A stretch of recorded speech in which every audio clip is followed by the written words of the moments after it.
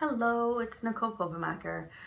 I want to talk to you about grief of self. Um, what did I write? Grief of self and feeling like you're dying. Yeah, so this process is a huge transformation process where you literally feel like you're dying because you are, in a sense, dying. Your old self is leaving. You are shedding like skin, shedding layers, and they just keep stripping you more and more because they're trying to get you to the core of who you are. So you cry a lot. You are transforming into who you were meant to be, and it's detaching from labels and people and places and things. Just letting go. It's like the art of detachment, really. For me, I went through the process of like getting rid of, like when I moved, I gave half of my house to my son. And then it was like some stuff went in storage, and then I moved again, and it was like, let me get rid of this and I'll get rid of this. And then I had things that I really, I valued.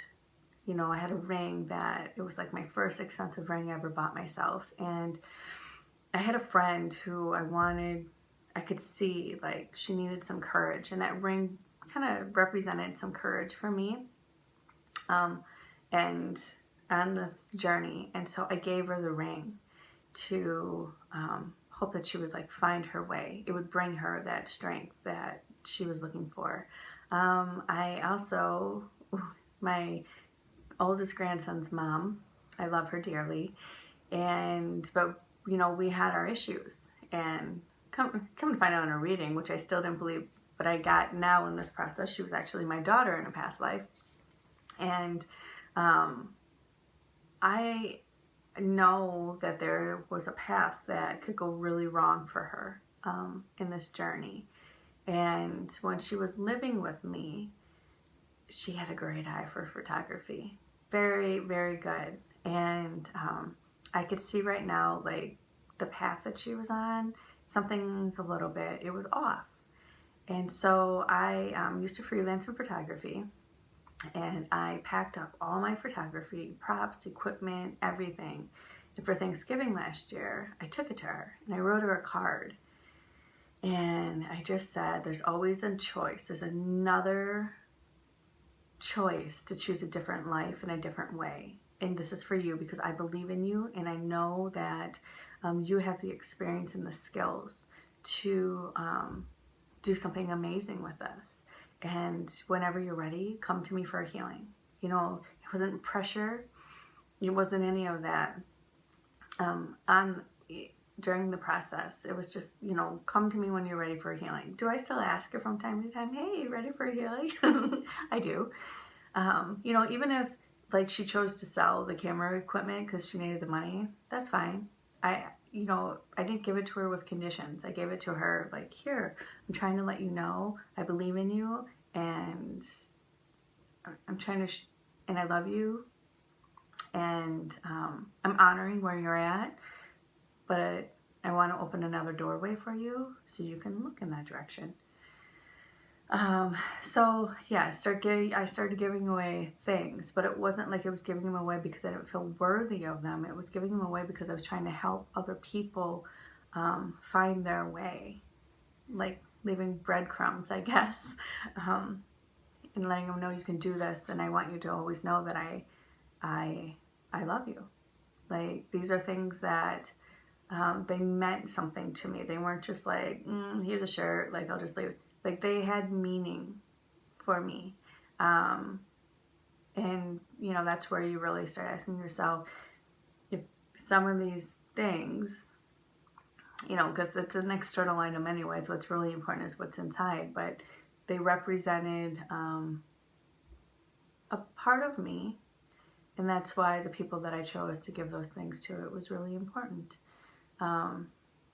for me, because they're a part of my life and a part of my world. Even if they're not still in my world like they were, I know they're still in my heart like they were. So yeah, and again, you feel like you're dying. And I thought I was moving to Sedona.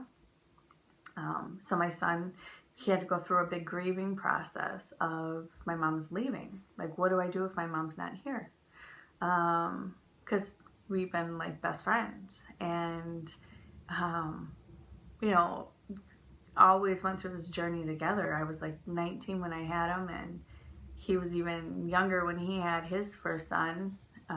So I had like my whole family with me. So that was really challenging for me to have to separate myself from my grandkids and my son and my family and my friends, and keep going on this journey and choosing me. That was not an easy task, but then it was like I kind of see what was happening. It was that we have to detach from a life that we thought we were going to live so we can actually get to the life that God wants us to live, right? And in order to do that, like, people had to let go. So I would go inside a lot and meditate on honoring and releasing them from my heart, with love, not with like, let me shut the door in anger. It was like with love, like, I am releasing you with love. I'm releasing you with love, like, and and then all of a sudden I came back and I was like, oh yeah, I'm not moving. And my son was like, what? You had me go through all of that and you're not moving? And my mom was mad because I wasn't there for Christmas. And then it was like, but look, that was like one day and I'm still here, right? Like, so then you see how silly that whole part was, yeah, like, here we thought you were moving and you didn't move. So kind of like, here we thought we were dying, but you didn't die, right? Good. We want you here. We want you here. It's a grief of self, but yeah, and then you have to choose it. You have to choose